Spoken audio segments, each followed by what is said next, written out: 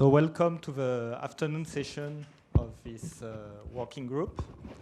So we'll have a so lonely and fantastic talk from Meven Lennon-Bertrand, who did his PhD in France in a team doing a lot of coq. And so I think he will be talking of meta theory, of proof assistant, and then also probably of a later work that he did right now as a postdoc in Cambridge with Neil Krishnaswamy.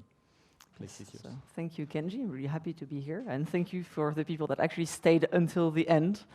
I'll try to keep you alive for another hour.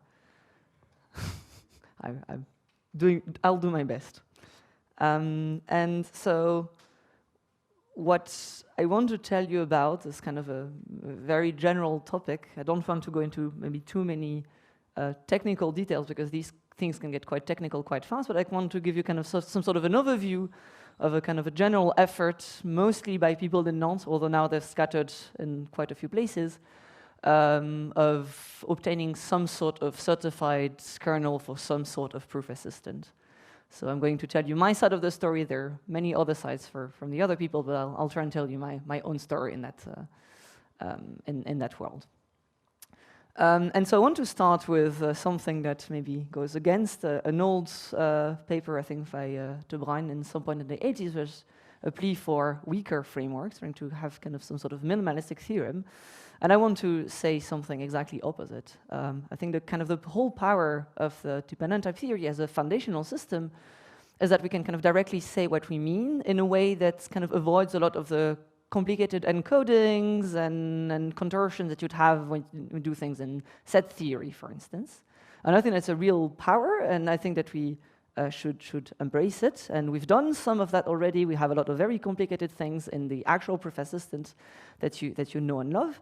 And all of these things, well, they have quite hairy meta theory, they have quite hairy implementations, but these are the things that make the tool actually usable for user on an everyday basis, and let them say what they mean. I think that's a very important thing, and there's more coming up.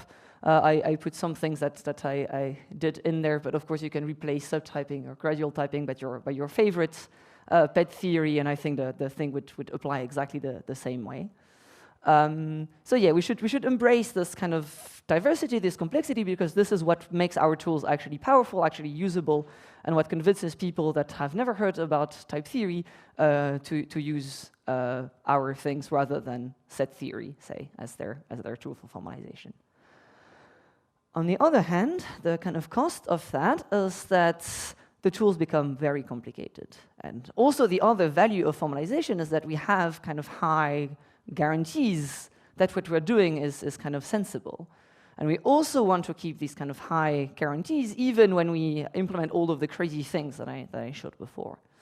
And so kind of the usual way of doing this is, you're all probably familiar with, is this so-called De Bruijn architecture. You kind of narrow down the trust that you want to put in your system into this kernel, here. So the part of the system that is going to check your proofs so that you don't have to trust, I don't know, your proof automation or your user interaction, and you don't want to certify an LSP protocol or something like that.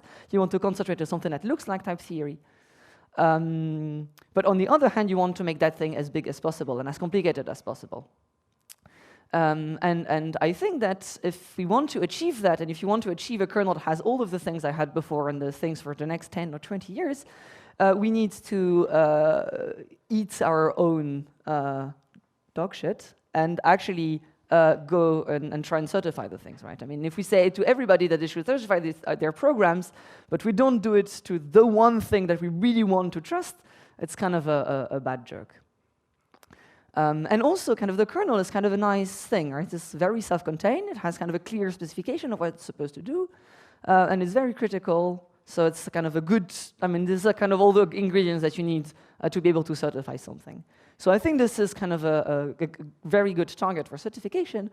And so I'm going to tell you a little bit what it takes to try and do that. And so if you look at the thing, I mean, okay, the kernel of coq, for instance, it's a bit bulky. It's around 20,000, 2000 line of code. But that's pure functional code. There's probably quite a bit there that's there for like performance and so on that maybe you don't care so much if you want to certify things. So maybe it's not that big, and surely it can't be that difficult.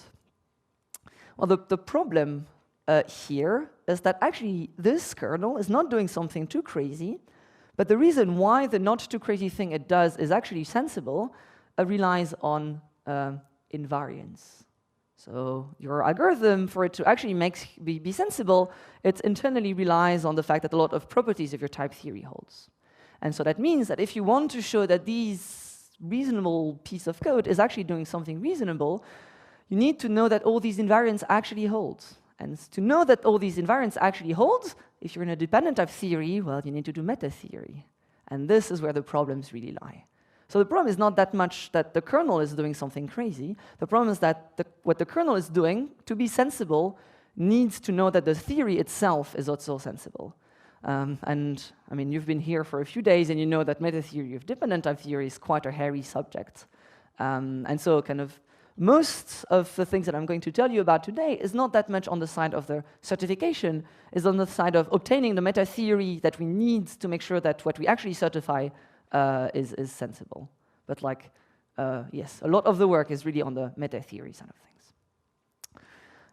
And before I get into the actual things, the second ingredient that I want to tell you about, I mean, we've already seen a little bit about this yesterday in Tiago's talk and this morning, but I'm going to tell you my own story about bidirectional typing. There's a lot of different ways to tell it, but so kind of a high-level picture. So in this whole story, we have on one side kind of the logical formalism, that the thing we want to put in our user manual, kind of proudly say to the users, this is the type theory we implement. And this is also usually the place where we do most of the work, where we do the meta theory, where we do the models and all the kind of things. They all live up there. And on the other side, we have the actual proof assistant, and that's where the user interact with, while they read the manual up there. That's also the place where people build automation and all kinds of tactics and interaction and so on. And ideally, we want to relate the two. And kind of bidirectional typing is kind of for me, it's kind of the piece in the middle that makes this whole story kind of sensible. If your thing up there is some sort of dependent type system, and the proof assistant is the ones we know and love, bidirectional typing is kind of a nice piece to look at in the middle. And I really want to think of this as something that lies in the middle. It's kind of started, I think, as kind of an implementation technique, let's say, but I think we should be taking it a bit more seriously than that, because it's also an interesting theoretical structure that we ought to study for its own, rather than kind of pushing it down to the proof assistant. So I think it's as interesting seen from this side of the story than seen from this side. And there are many ways to think of bidirectional typing, but the way I think of it, and I think that's also tying back to the story about invariance, is that this is really secretly about what I want to call boundaries of a typing judgment. So here, this typing judgment is saying something of the small t, but there's also the a and the gamma in there, and so the question is kind of what this says about gamma and a. And if you're coming from the world of theory, probably you want to be somehow cautious, and you want to make sure that you can derive something like this only when also A and gamma are sensible things. And so, for instance, you have rules that look something like this. Like whenever you look at a variable, when you want to make sure that this variable can only be typed in a sensible context, that's all valid. And then maybe you can be a bit less cautious when you extend the context with variables, because somehow you know that they will be rechecked somewhere. I mean, this maybe still is not very sensible. This is probably the sensible rule to have with specification or with pen and paper. But implementation, that's a recipe for disaster, because that means that you're going to recheck your context all of the time at every leaf of your derivation tree, and that thing is going to itself check all the time, until the leaves are going to check the whole context again, and so on and so forth. That's a crazy thing to do in implementations. So what implementers do instead, they are quite incautious. They don't recheck the context. And instead, the price that they pay is that whenever they extend the context with something, well, they make sure before that the thing that they put in the context is actually a sensible thing. And now they never need to recheck the context, because if you only extend the context with things that you trust, at the end of the day you can only build trustworthy contexts, and so you don't need to recheck them when you reach the leaves. And now that means that you pay the price exactly once there. But it also means that now you have somehow to keep track of what you trust, what you don't trust, when, how, what's the flow of this kind of well formation condition. And that's really implicit in the usual way we write rules. And so for me, bidirectional typing is a way of making this idea explicit, making it clear what is trusted, what is not, and kind of by thinking about this locally at the level of each rule, we can get good global properties of the system. And so if you want to do this, you need to separate your judgment into two things, into inference and checking. And the difference between these two things is the way we want to think of the type. In inference, the type is kind of coming out of the term, so it's not really it's a kind of an output of the judgment and something that we're going to trust after the fact. While here, the type is something that we get inside, so we already have to trust it beforehand before asking this question. And you see that, like in the usual way you present this kind of things, you make a difference just between inputs and outputs, because that's kind of the functional way of viewing things. There are some things that are input to a function, some other things that are function outputs. But I think it's important to make the difference here a bit more precise. And this is the difference between the input and the subject. And the difference between the two is that an input is something that you get, but that you can already trust. So like the context here. Well, the subject is something that you get, but that you don't get to trust. So for instance here, of course, the thing that we're typing, we don't want to trust it yet, right? That's the whole point of the algorithm, to trust the thing. So we will be trusting it maybe once we've established this, but we don't want to take this as some sort of precondition. So that's kind of the algorithmic view, but you can also just kind of reflect that thing in the judgment themselves.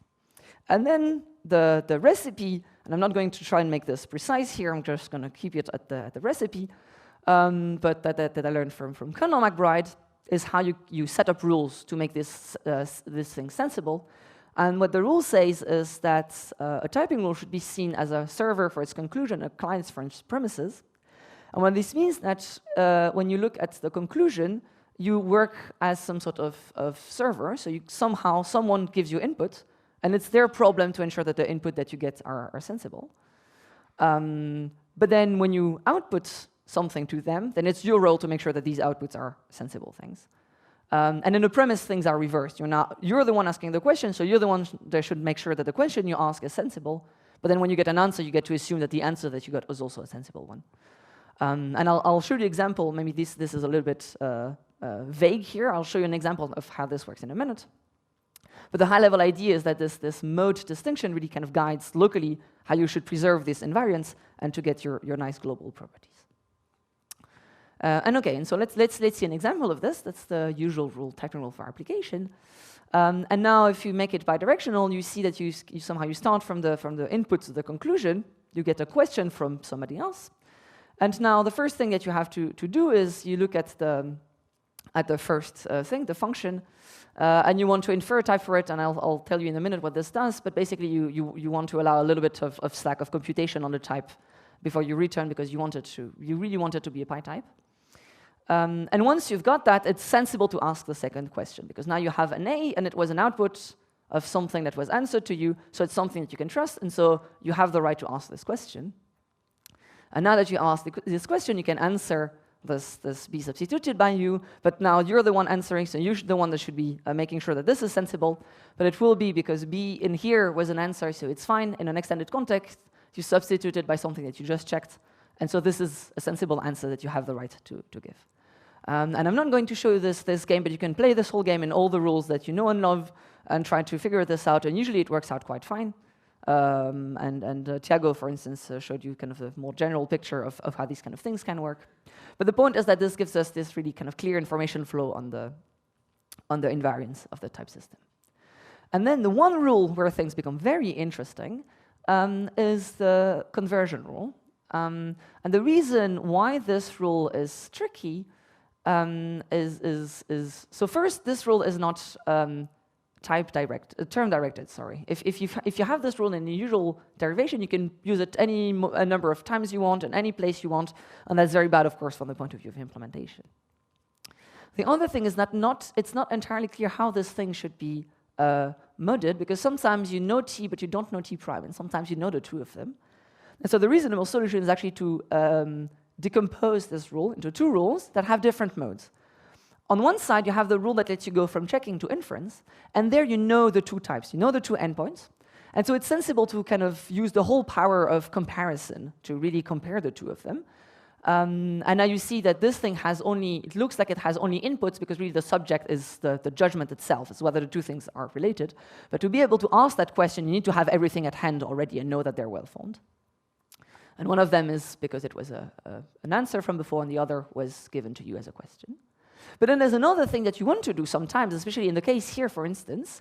You don't know what pi AB should be. What you know is that T probably will infer something.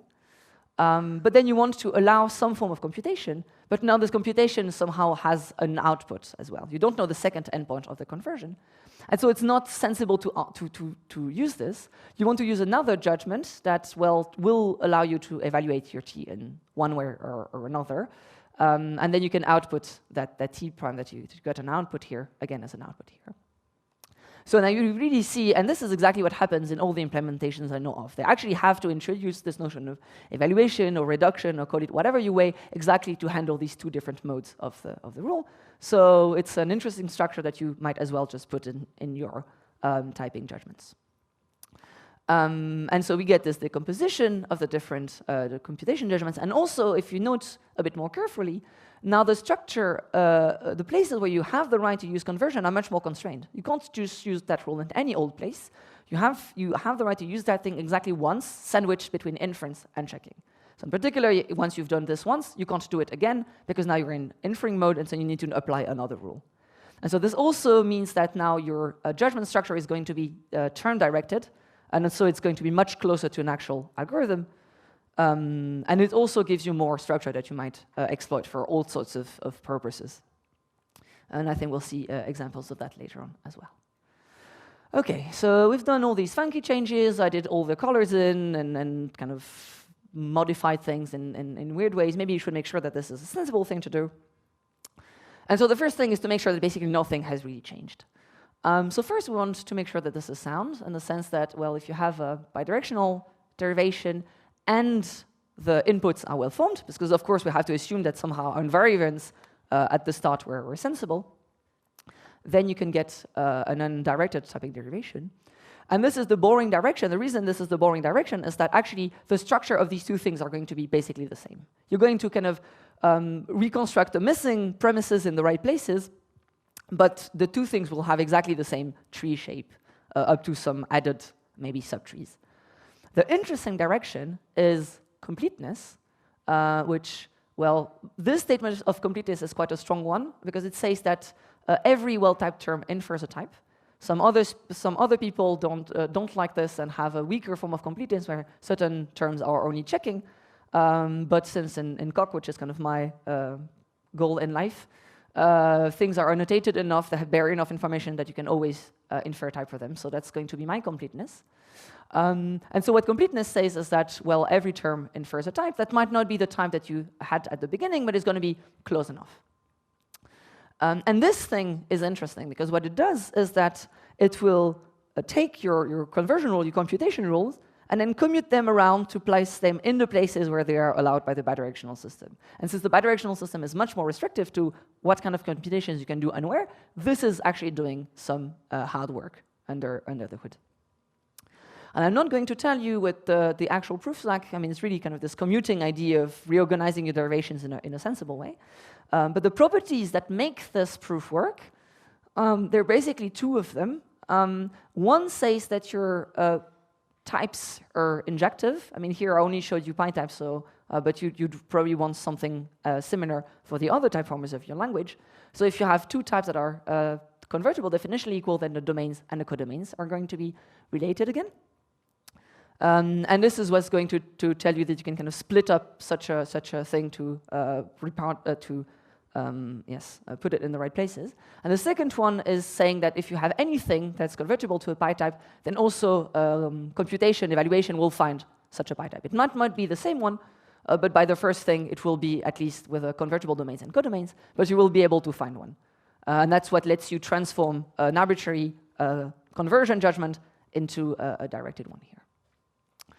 And so, yes, if you have these two properties, then you know that bidirectional typing is sound and complete, and you're quite close to knowing that your algorithm is doing something sensible. OK, so now I can finally get to kind of the roadmap of the kind of things I want to show in this world. So the kind of properties that I want to show, I hope I've convinced you a little bit that at least this injectivity properties and completeness, but I'm just going to call these injectivities for the whole bundle, that they're quite important. Of course, our end goal is to get this certified implementation.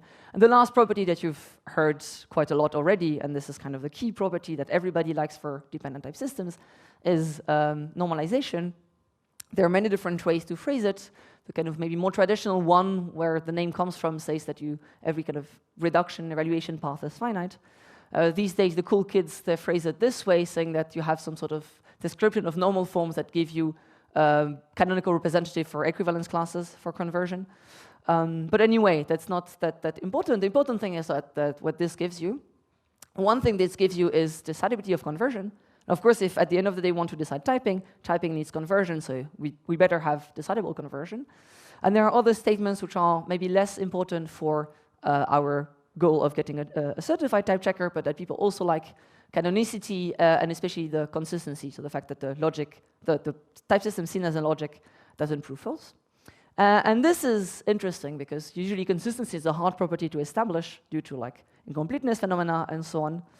And so this actually, in our case, maybe is not such a good thing, that to obtain decidability of conversion, we also need to be able to prove consistency, because that's going to bite us a little bit later on. But okay, so this is kind of the things that we want to show, and I didn't say it, but usually when you are able to prove normalization, you can also derive these injectivities from the properties of normal forms. But I still want to insist that these are the properties I care about for bidirectional typing to be seen. And then on the other hand, we have kind of the systems that we want to look at. And here, well, actually, we're not the first ones to try and attack that. And Bruno, who's actually here in the room, already now almost 20 years ago, got all of these things for the calculus of construction and all certified in Coq. And if you know about these things, you know that in terms of proof theoretic strength, and here I mumbled something about like large cardinals or something like that. I'm out of my mortar, so I'm not going to say more, but in principle, this thing is very strong in a like proof theoretical strength. And so the question is, well, if we had this thing already 20 years ago for such a strong system, then maybe we don't need to do anything, we can go home. But I think it's not the case, and the reason is that what we care about is not this kind of proof theoretic strength, it's really expressivity. So we somehow, this is the difference between a Turing complete language and an actual programming language. And we want to use that thing as our proof assistant and not this one. So I think this is kind of the similar thing. And so this is a very cool first step, and I think quite impressive.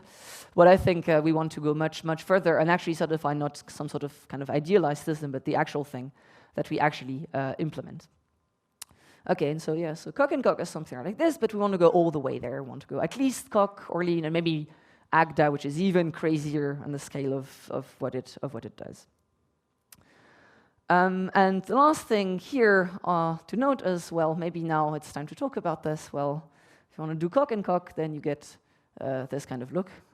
So for those who don't know, this is Gödel, and Gödel said that this doesn't smell good. So maybe you can refine a little bit. What we want to do is we want to look at some object theory in some slightly, hopefully not too much stronger meta theory. And the point is that we need something a little bit stronger here so that we can prove normalization, because normalization will give us, in particular, decidability of conversion, but then since it implies consistency, we can't do normalization for T in T itself. But hopefully the prime can be quite small and we can go home at least assured that we've done something not too crazy. Okay, and so we have some place there that's in completeness, and I can finally get to the things that I did or I took part in. The first one is kind of the big project, and this MetaCoq project. I didn't put all the names here because at some point I would have run out of space. There's, I think now, 20-ish contributors on the GitHub, a lot of people doing a lot of different things. But kind of the whole high-level idea of MetaCoq is to kind of do exactly this. So Coq in Coq, but like the real Coq with all its nasty things. And so the first nasty thing is this predicative calculus of universe polymorphic inductive constructions, which is basically the type theory of Coq. So it's kind of a very general thing which has inductive and co-inductive types in quite a general form. They can be mutual, they can be nested, you can have them in prop, you can even have them, I think, mutually in prop and in type. You have pattern matching, which is a wild beast of itself, and fixed points with a ground condition that tells you that only your fixed points are always terminating. You have universes with some sort of algebraic things, and you have prop in there, and strict prop, and you have cumulativity, and you have even more things in there. So this is like the data type of terms in Metacoq. So maybe the first ones, like variables or prod and lambda, seems reasonable, but then you have all the crazy things, the case, and we have even primitive data types and all kinds of crazy things. But, well, so is life, and all of these things at some point were requested by some actual users that said, hey, maybe you should add this thing that I really care about. So, I mean, this is the complexity of real life. So the goal there's a lot of things. What I'm going to tell you about mostly is the part about a formalized meta theory of Pickwick. So taking that crazy thing and trying to show at least some properties of it. Spoiler, we won't get all of it, but well, good enough. And then there's a normalization axiom. So we don't try and prove normalization because that's kind of the very hard property. We try and prove other more reasonable things. And so basically you can think of our T prime as T plus the normalization of T. And I mean, that's kind of a usual way people do these kind of relative consistency proof and so on. They can, like you see ZFC plus the consistency of ZFC is some sort of reasonable system. So we're kind of doing the same trick here. There's a lot of things that I will not tell you about. There's a part about obtaining certified extraction. So the process that takes a Coq program returns an OCaml thing that you can actually run. And of course, you want to trust our type checker at the end of the day. That's quite important as well, because, well, we're going to go through that extraction, so we better make sure that extraction is sensible too. There's a whole thing about like meta programming, so being able to kind of program your own tactic or Coq manipulation in Coq itself, that I will not talk about. There's even people trying to show Gödel incompleteness for Metacoq inside of Metacoq. So now you have 3 layers of thing. You have Coq, and then you have Metacoq, and then you have Metacoq inside of Metacoq.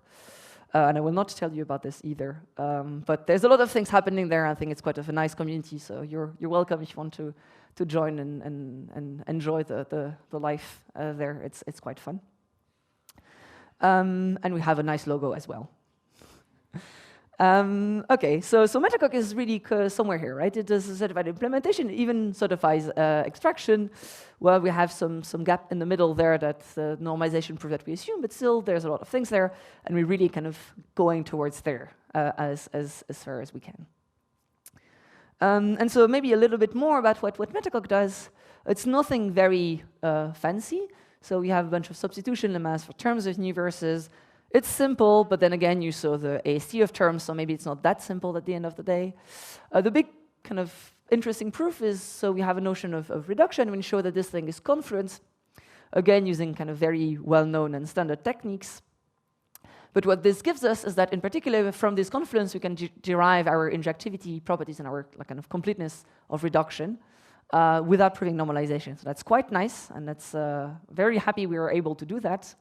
And then from this, we can show the properties that the programming language people care about, so preservation and progress, which again follow reasonably sensibly from these two, apart from the fact that, again, we have an AST with 20 constructors and complicated things in there and whatnot, but so is life. And then finally, we can also look at bidirectional typing. We also have a presentation of it. And then the building on these things, we're able to show that it's sound and complete with respect to the declarative specification. And so none of these things are very surprising, and some of them, I mean, the techniques are nothing very fancy. I guess the main challenge here is to kind of scale these standard techniques to, well, actual complicated type theory with all its quirks, and making sure that, well, all the things that we have actually satisfy these properties. And for instance, confluence is not such a simple property to get, and it can be quite brittle, for instance, around pattern matching things, because you have lists of variables and so on, so things can be quite nasty there, but at the end of the day, it works. And the reason it works at some kind of higher conceptual level is because the way we phrase cumulativity, so there is a little bit of subtyping, so we replace this conversion relation from before by cumulativity, which is kind of a weird brainchild of subtyping and conversion. And so that cumulativity basically amounts to saying that the two things reduce to two new types, and these types are related by this thing, which is basically they're structurally the same up to universes which might differ a little bit. But this is extremely structural. This is basically alpha conversion, if you wish. So that the point is that our cumulativity is not related to types in some way, and it's only generated basically by these reduction. And this is the reason why confluence of this thing is kind of enough to get these injectivity properties. And that's quite important because it means that we can study confluence and reduction and conversion before we look at typing. And so this is kind of we have a nice separation of constant that we do all of these things in an untyped way, and then we use that to build things for typing. We don't have that kind of the usual nasty mutual loop of having to do everything at the same time. Yes, and I'm not going to tell you more. There's a paper that's on the internet, and maybe one day it will be published, but these things take time. So yeah, if you want to read more about the gory details, it's all in there. And I can tell you the kind of the nice story. So when I started working in Metacoq, there was quite a lot of things done already, a lot of meta theory on that side. The soundness proof already was there, that the kernel, so there was a kernel as well, and when that thing answered positively, then indeed it had constructed a proof that was valid according to Pickwick, so already quite a lot of cool things. And so my goal was to, well, put bidirectional in the middle, play the story I told you about, and then so do that equivalence and then use that to certify the kernel. And that part was supposed to be easy because the two things have almost the same structure. So it's basically the biggest thing here is about termination, but luckily Theo had done already the hard job of showing termination of the conversion checker, which is complicated because it's not structural, but for typing everything's structural, so it's much simpler. So we did that and we were quite happy and everything was working well until, well, we realized that the proof was false. That the thing that we were trying to prove actually did not hold. More precisely, the bidirectional presentation that I had written, which was directly inspired by what the algorithm was doing, was not complete. And even more interestingly, well, Coq had the same problem. So this is like the issue from Mathieu on GitHub from that day. So basically, by looking hard at what was happening there and what was the problem in our thing, which was directly inspired from what Coq did, we could just go back to Coq and realize that they had the same problem. And so they had it had a soundness bug. So quite tough. And so in the end, I mean, the reason why this thing happened, I'm not going to get into the detail, but it was a nasty interaction between pattern matching, inductive types, and cumulativity. So this is the real life, you know? Like you have all these fancy features, and then they assemble in ways that only Mathieu knows about. And Mathieu does what he thinks is sensible, and most of the time it's fine. But then at some point, maybe it's actually not, and that's how you discover this kind of issues. And so the reason was that the more deeper reason was that kind of the way pattern matching was represented in Coq was quite terrible. And there had been plans already for a long time to turn that representation into a much better one. I think Hugo already had a branch doing that.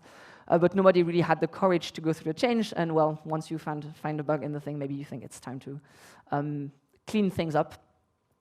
And so in the end, this change was pushed kind of in parallel in Coq and in Metacoq. Mathieu spent quite a lot of his time changing Pickwick with this new representation. But in the end, we had the new representation of pattern matching in Coq and in Metacoq, and we were able to complete the completeness proof as well. And so I think that's kind of shows the value of the effort, right? I mean, we actually made the actual tool better. Well, first we found a bug in it, then we fixed the bug, then we actually made the representation better. All of that by doing the theory. And I think that's really kind of the thing that I'm aiming for. It's nice if we can show a lot of good properties and have kind of high-level trust, but for me, the real value is that it forces us to look really hard at the interaction between cumulativity and pattern matching that nobody else has looked at.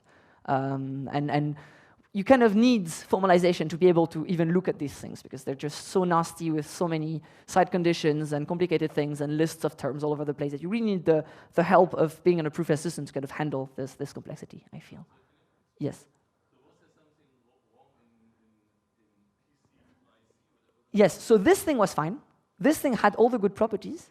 The problem is that the bidirectional presentation was not right. So there were things that were well typed here that were not well typed in the bidirectional system.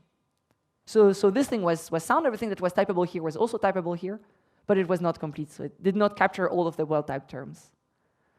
And the way this materialized concretely in Coq is that there were things that were well typed, and then you would call the evaluation machine, and they were not well-typed anymore, according to the kernel. They were well-typed according to the theory, because the theory had nice subject reduction, but because the system was not able to recognize the typability of the reduct, what it could for the redex, then this materialized as some sort of weird, I don't know, like anomaly or something in the kernel, and it got all panicky and very sad.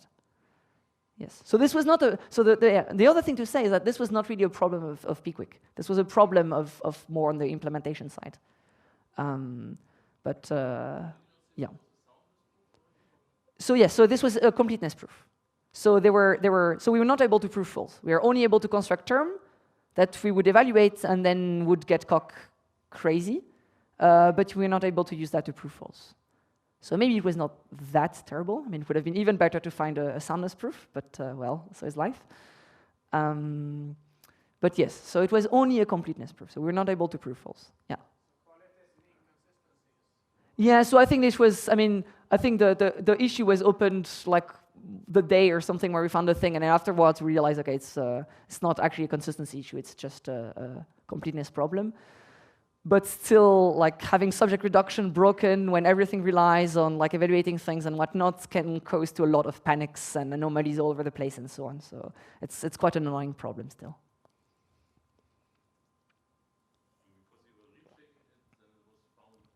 So basically, yes. So I think what happened is that if you ask Coq to recheck the thing so in principle, I think it tries not to recheck things, but if you asked it to recheck the thing that it had itself generated from a well-typed terms, then it would not see that it was well-typed anymore. And so basically it was breaking all of the invariants that the system relied on all over the place. And so once you've broken one of these invariants, then anything goes, because you can use that to craft all sorts of things going wrong in all sorts of places. Yes, okay. Okay. So it was, yeah. No, I mean, okay. So I think that, I mean, I took that screenshot, I think, just when the thing was found, and but yes, it has been removed. But still, I think the priority high is still there, and the part kernel too. So you know. Okay, so that was kind of my side of the Metacoq story, and now I want to move on to something. Okay, so yes, so we have this fully certified extracted kernel that's quite nice.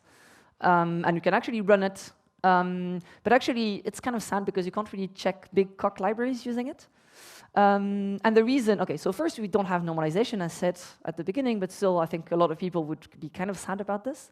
So it would be nice to try and do something there. The second thing is that untyped conversion is not really what semantics is like. I think a lot of people in the room would say that like untyped conversion is a thing of the past and that you need to do like QITs or something, and that's the real way of doing things. And I kind of agree, so it would be nice to have type conversion. For me, the real problematic thing is the third one, is that we don't really know how to handle these extensionality laws, especially like eta laws, that we all know and love. And not only us, but most Coq users, because when you try to type check any big library with our current extracted kernel, quite quickly we disagree with Coq, because Coq accepts things thanks to eta, and we don't. So we can't really type check big libraries, and that's quite sad. We're really kind of that close, but not there. And kind of the deeper reason is that these extensionality equations, I mean, eta laws, they're still kind of okay, but especially sprop is much better to phrase on the side of typed conversions, and we would really much like to have typed conversion, but the problem is that this kind of breaks our whole story of confluence and being able to separate constants. So kind of the second thing I want to tell you about is a kind of a second project, maybe kind of a more of a newer side project, but which tries to kind of look at these things and tries to formalize the kind of systems that you need to be able to do these things. So Metacoq is somewhere up there. And now the thing that we want to look at is like what I call Montanov type theory. That's a very blurry thing. So the point is that this is something that's kind of sitting in between here. It's still more expressive in the calculus of constructions. Especially it has some inductive types which add a lot of complexity to the mix. But it's still very far away from Pickwick. Like we have a few examples of inductive types that are already quite hairy, but nothing as crazy as what the real things do. But already it's quite interesting to look at things there. And we're not the first one to look at this thing. There were already normalization proofs around by Vixarek and Bernanke for something that was not quite. So I think they're inductive types. They had inductive types, but no larger elimination. So that was not so satisfying, but the kind of the big player there is a paper by Andreas Abel, Kim Öhman, and Andrea Vezzossi at, I think, Boppel 2018, where they show normalization for, well, a real type system with actual inductive types. And so our goal was to go somewhere a little bit further, add a little bit more things, but especially try and go really in the direction of getting something that's fully certified, not stop as some sort of abstract normalization proof. And really try and understand also what's needed there to get something that's really a certified kernel, not just kind of an abstract normalization proof, because at the end of the day, this is really what I want to get. Like, it's nice to have abstract normalization proofs, but if I can't certify a kernel based on it, then for me, it's not really that satisfying. Okay, and so now in there, we have a proper timed conversion, the way we love, so something that's reflexive, symmetric, and transitive. And then have a bunch of congruences for all the type formers, and has the beta laws, such as the one for the lambda calculus here, and our eta laws, so all the things that we want. And the interesting thing that was somehow implicit in the paper by Andreas and others that were they were doing somehow in disguise, but not really explicitly, was that this is bidirectional too. So you can play the exact same story with the exact same players and the exact same ideas. And what was actually happening there is that actually their algorithmic version of conversion was separated into 2 bits. One of them was kind of general conversion, which is, if you want, checking. So when you want to compare 2 terms at a given type, all of these are inputs. What you do is you reduce the term, the 2 terms, the type, and then you compare them with this relation for weak head normal forms. So this is weak head normalization now. You compare the weak head normal forms, and then there are 3 things can happen. First thing is your type is one which has eta laws, such as the pi type. Then what you do is you just eta expand, whatever the things there are. You don't care about that. You eta expand, and then you recursively compare. If your type doesn't have eta laws, such as natural numbers, but you're lucky enough and your terms are constructors, such as the successor, then again you apply the right congruence rule, and then you recurse again. But the last case, which can also happen, is when your 2 things are not constructors, they're what's called neutrals. So these stuck elimination forms.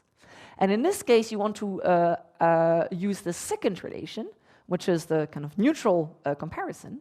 And the interesting bit is that this second relation is now inferring.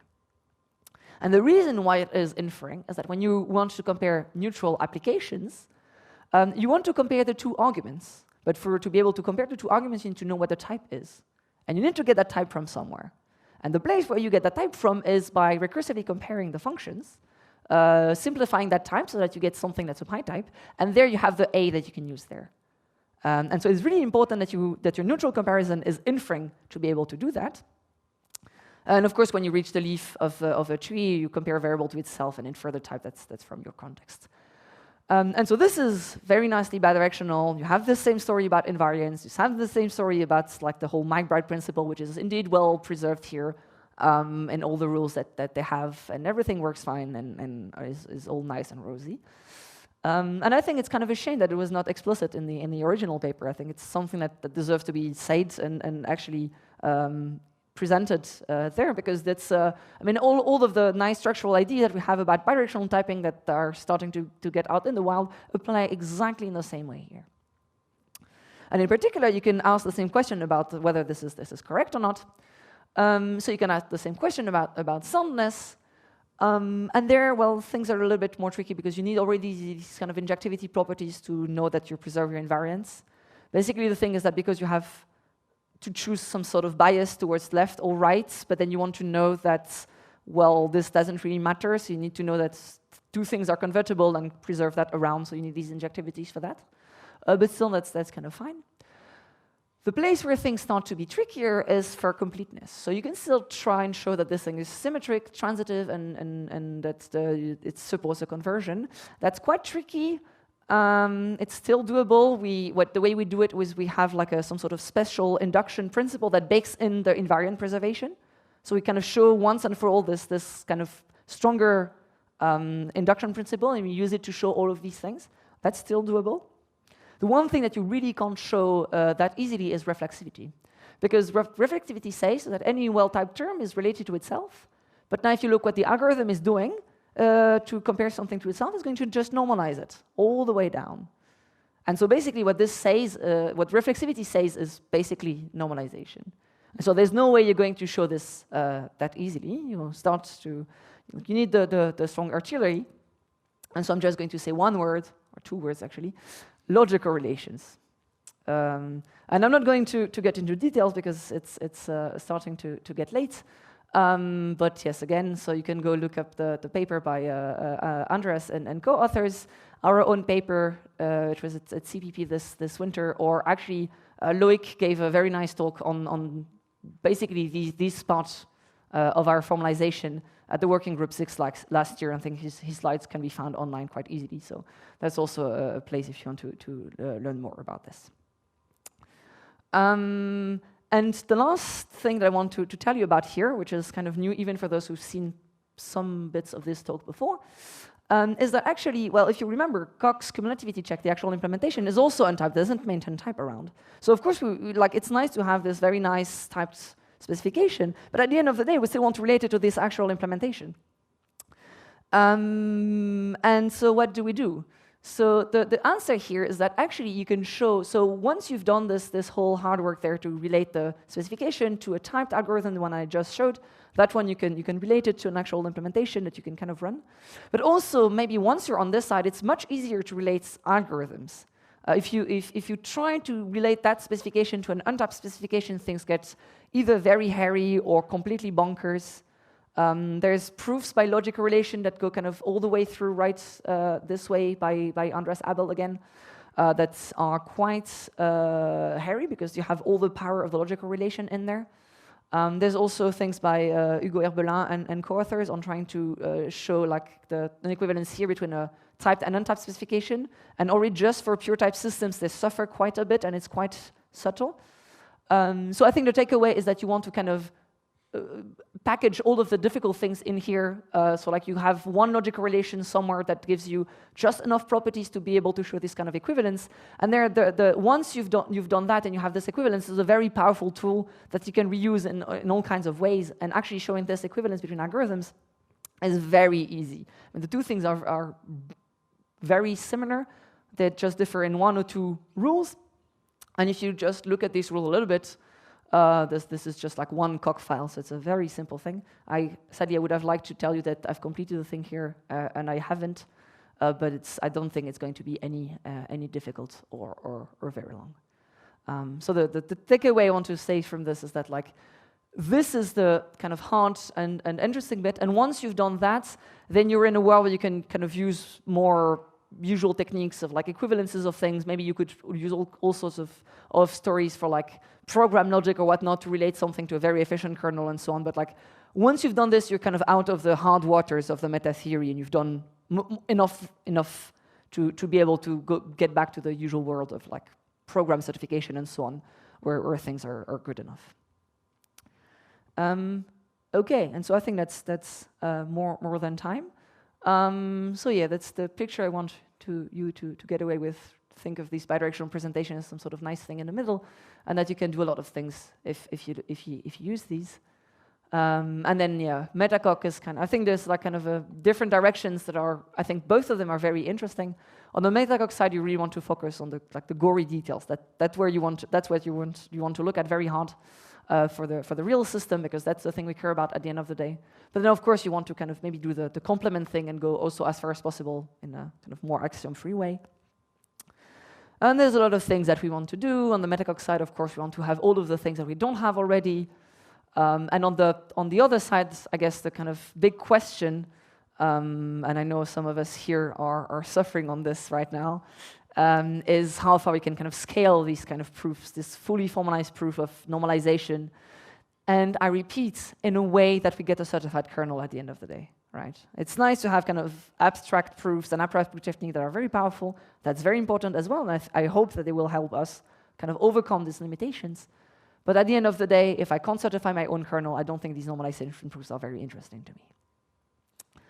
And I want to finish actually on the question for the audience, which is related to what's happening there. If you take Martinov type theory with typed conversion and a pi type with beta laws and eta laws and type in type, can you show that pi types are injective? So the reason why this is hard, so if you have only type in type but no eta laws, I know how to do it with basically what I was talking about earlier with Hugo's way. You can basically use confluence to do it. But if you add eta, then suddenly confluence starts to be a bit tricky. And if you don't find this hard enough, then you can add sigma types with so strong pairs with beta and eta, and their confluence is really broken. So you can't use confluence, but also you have type in type. And that will defeat, I think, the usual logical relations, which show normalization, because we know that the system is not normalizing. So if you have an idea of how to prove these kind of things, I'm very interested, because I think that's kind of the ingredient. So if we can do that with a proof technique that's kind of solid enough, that's kind of not too hacky, then I think we can scale the technique to Metacoq, and we can kind of get these eta laws in Metacoq, and finally type check real Coq libraries with Metacoq. And I would very much like to be able to do that. So if you know an answer to this, or have some sort of hint, I'm very interested. And on this, I think I'll leave it here.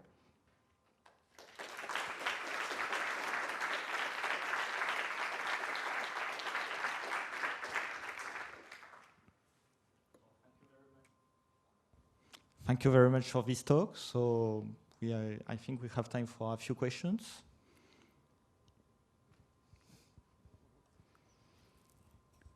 So my question is actually related to your last slide. Mm-hmm. So I was thinking it would be very good idea to separate this, to try to prove whatever you can prove without normalization. Yes, yeah. Yes, I would be very happy to see a proof of these injectivity properties, because I think they're logical, like they don't have that much kind of consistency strength in some sense. Yeah, even the reflexivity you could reformulate in a way that it doesn't require reflexivity. What you want is that it will never give a wrong answer. So even if the terms are not terminating, okay, the type is not terminating, yes. But it doesn't tell you anything wrong. Yes, so that's another thing that I didn't tell about here, but in this whole story of MLTT à la Coq, we're very careful to phrase our completeness in two different ways. So we basically show three things about our algorithms, which are: one, if the algorithm answers yes, indeed, it has found a typing derivation. If the algorithm answers no, then indeed it has found that time is not typable, and then it terminates. And I think if we have the first two, I'm happy enough. Yeah. But the point is that basically the way we show the second one is by showing that locally all of the rules that we apply are always invertible. And the reason we are able to do this is exactly because we have enough of these injectivity properties, basically, to know that all the congruence rules that we apply always correspond to invertible things. And so this is basically the only way. So if I can go back to here, the only way these two successors can be convertible is because their bodies are convertible. And also the only way these two applications are convertible is because the functions and the arguments are convertible. So once you know locally all of these injectivity things, then you can conclude at least the weak form of completeness in a termination-free manner. And I would be very happy if I could show all of these things without logical relation, without normalization, even for a theory that might not be normalizing. Who knows? But that would be good enough. Yeah. Yeah. I mean, have you looked at sort of domain theoretic interpretation? That's a good question. So I think that would be a good answer for this question. I'm afraid that building a domain for something as complicated as Metacoq, yes. So that's also my problem, is that the only techniques that we have available that kind of scale all the way to this are very syntactic in nature. And I'm kind of sad about this, but it seems to be a fact of, like, at least currently, that like these very syntactic things like confluence scale quite well, and the semantic techniques don't that much. So I would be very happy to see either the semantic develops well enough that we can apply them, or alternative techniques that are less semantic in nature. I don't know. So I think, yeah.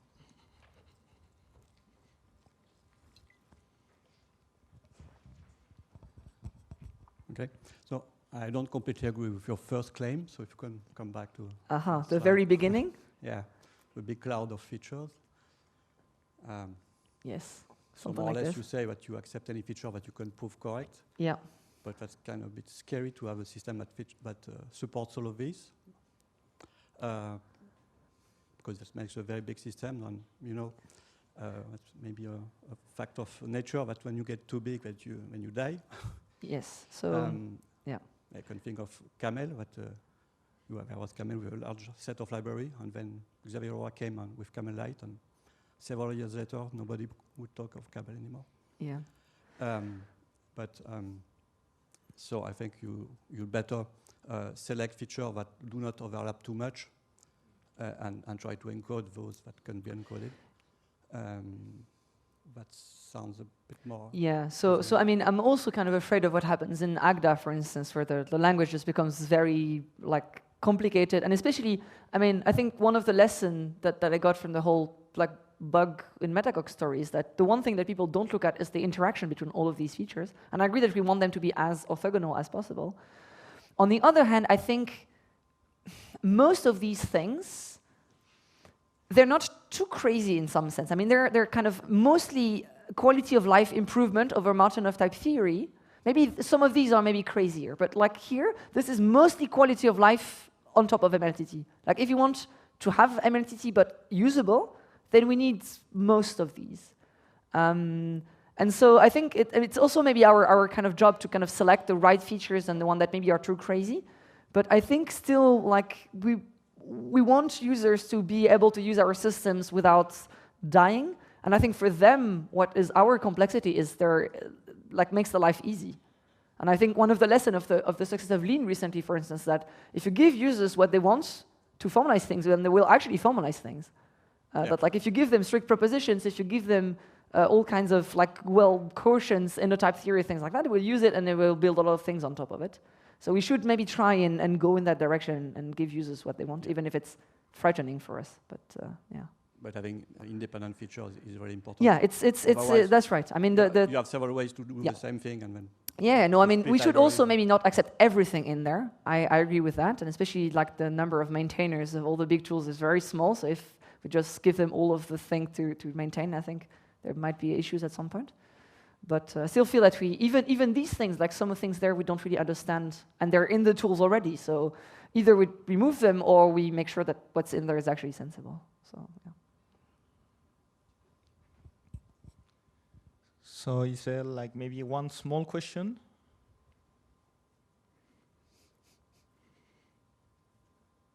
Well, I had one, but okay, go for it. Yeah, you were talking on your last slide about logical relations, you know, and asking normalization. But like in programming languages, people actually do logical relations for programming languages that will not terminate at all. Yes, but so of course they use like this kind of Kripke indexed yes, logical relations. But yes, but I think the difference is that in all usual programming languages, type normalize. And you build your logical relation by looking at types, right?